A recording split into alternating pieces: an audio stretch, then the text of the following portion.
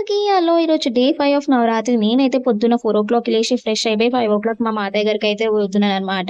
నేను ఇట్లా పోయి లోపల కూర్చున్నానో లేదో బయట పెద్ద అంటే పెద్ద వాన పడ్డది. నేను అనుకున్నా నేను ఇంత పొద్దున లేసినందుకేనేమో ఇంత పెద్ద వాన పడుతుందని. అంత పొద్దున పోనీకి రీజన్ ఏందంటే మా మాతయ్య దగ్గర మేము ఈరోజు హోమం అయితే ఏపిచ్చుకున్నామనమాట.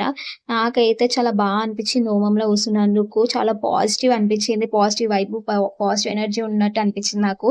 ఇగ ఈవినింగ్ మళ్ళా మా అత్తయ్య గారి పోనీకైతే రెడీ అయితే అయితున్నా.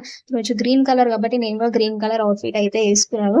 చెక్ చేసుకున్నాననమాట. అంతా బావుంది గదా! అవుట్‌ఫిట్ ఇట్లా అంతా సెట్ అయింది గదా! అని చెప్పి. పొద్దున ఎట్లా అంటే అట్లా ఎళ్ళిపోయినాయి అంత పొద్దున హోమం అటెండ్ కావాలని చెప్పి. ఇగ మా అత్తయ్య గారు పోయి పూజలో కూసున్నాము. ఈరోజు మా మాత లక్ష్మీదేవి అలంకరణలో ఉంది. మేమే అలంకరించినాం మా మాతని. ఈరోజు కూడా ఎంత మంచిగా నిండుగా కనిపిస్తుంది కదా! చాలా అనిపించింది నాకైతే ఈరోజు మా మాత. ఇగ గుడికి పోయి గుడిలో ఉన్న దుర్గామాతని కూడా దర్శనం అయితే చేసుకున్నాము.